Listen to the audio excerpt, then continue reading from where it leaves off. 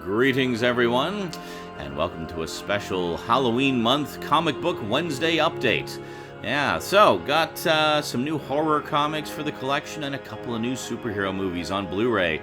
So let's check them out today on the Multimedia Chronicles.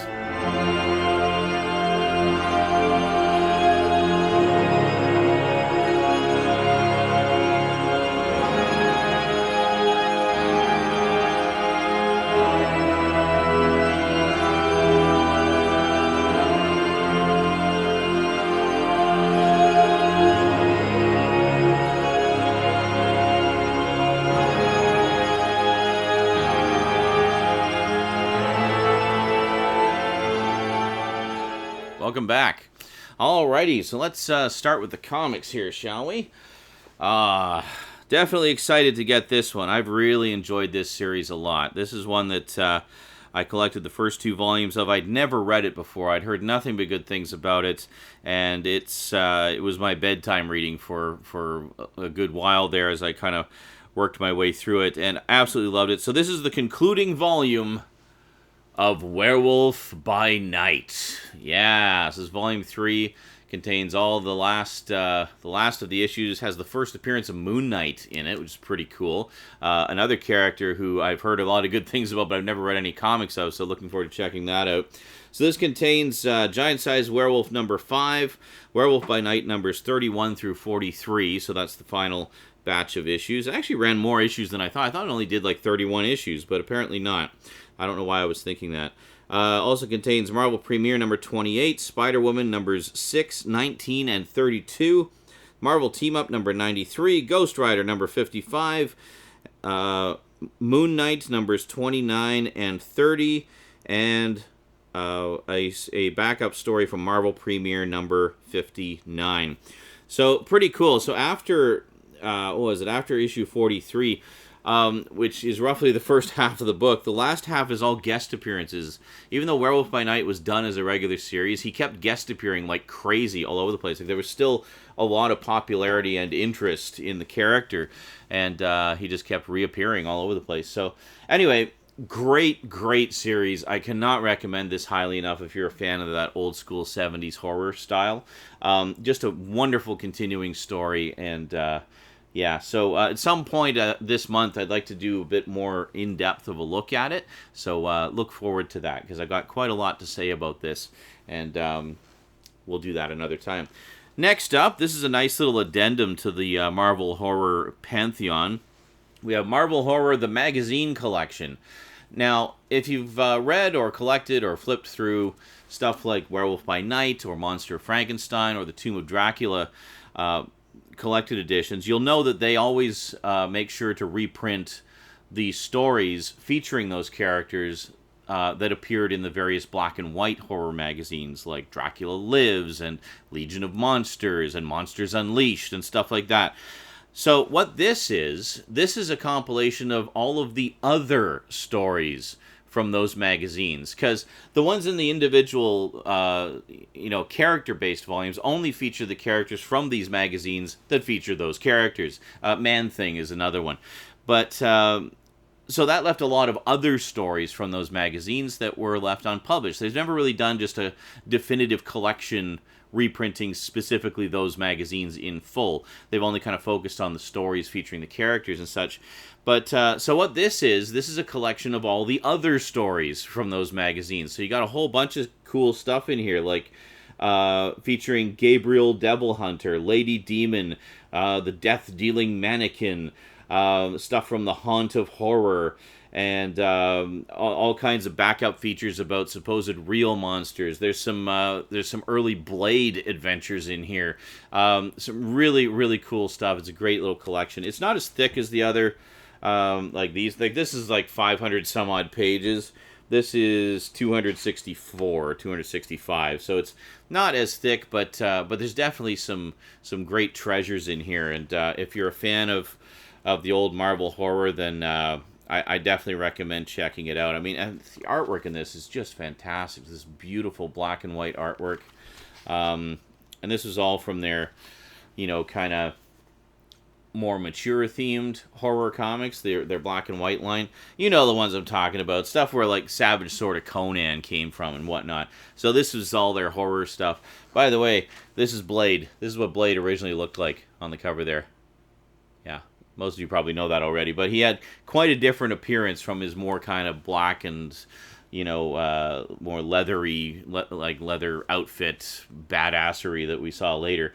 But he was still every bit still the badass, even in those early adventures. All right, and then next up, we picked up a couple of superhero movies. First up, of course, we got The Death of Superman. Now, funny enough, the first ever DC Universe animated movie they did was Doomsday, which was basically a very condensed version of the Death of Superman story, and quite different, went off in some very different directions just to kind of condense it down to 75 minutes or whatever it was. This time they're doing it right. They've basically gone back and they're redoing the story, but doing it properly. So they did this, which is specifically the Death of Superman story, and then there's a second part coming out, which is the Reign of the Supermen. So they're actually doing that whole story arc. And then I'm kind of wondering if they're going to do what they did with The Dark Knight Returns, where they later released it as they did it in two parts originally, and then later released it compiled together into one massive 2.5 hour long movie. I don't know if they're going to do that with this, but either way, very cool to see them revisiting this story and doing it properly. Just going to move these over, actually, and we'll do it this way. So, yeah, very cool stuff. I actually still need to reacquire Superman Doomsday. There's actually only, I went through the list, there's actually only 2 of the DC Universe movies that I need, and they're ones that I used to have. So I need to reacquire them, and that's Superman Doomsday, and then Superman and Shazam, The Return of Black Adam, which was actually a collection of shorts. So, yeah, I'll get those eventually. And then finally, last but most certainly not least, you know how much I loved the first one. I couldn't wait to see this. Picked up Deadpool 2. Yes, the super duper cut. This is the extended alternate version.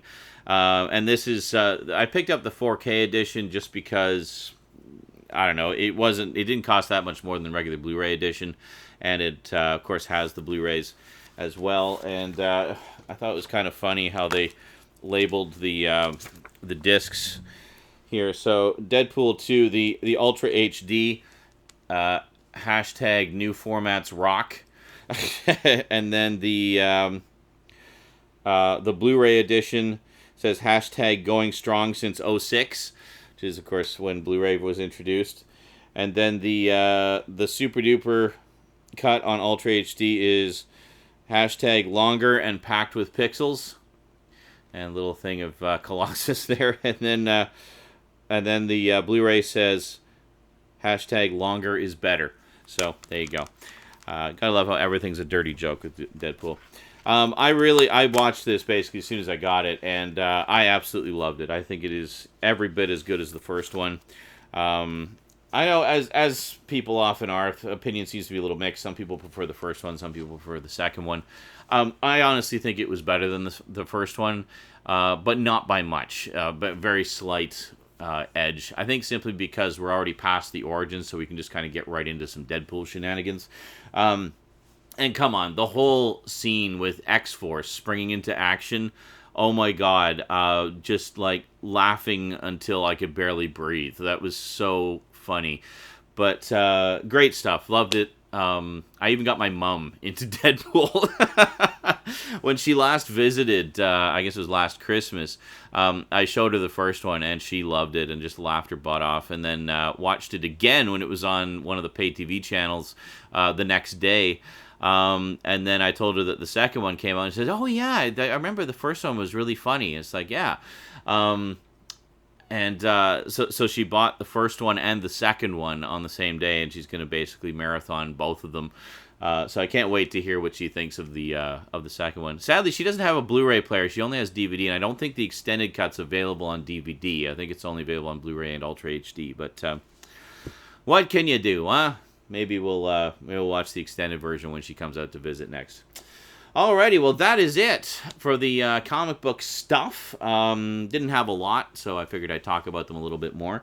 But Yeah, so basically looking to do a sort of in-depth look at Werewolf by Night sometime in the coming weeks. Because it's a great series, and I want to say more about it and get you guys to check it out, because I think you'll enjoy it.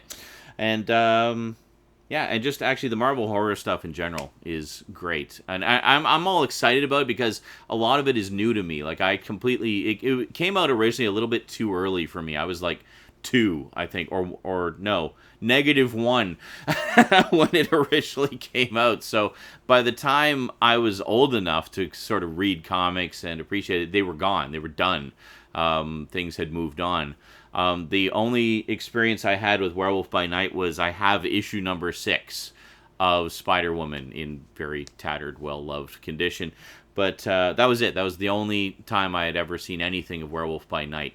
And so actually sitting down and reading the original series and seeing, what everybody was so gaga about has really been a treat. Anyway, we'll talk about that another time. I'm already going on about it. Anyway, thanks for watching, and I'll see you next time. Until then, thanks for watching. Big thanks to my Patreon sponsors, and sayonara.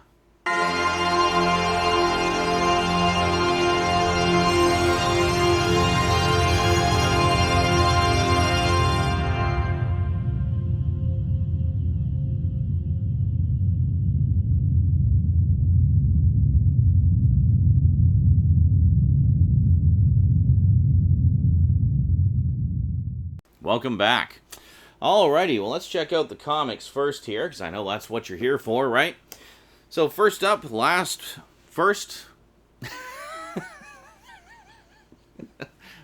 but not least, here's the first thing.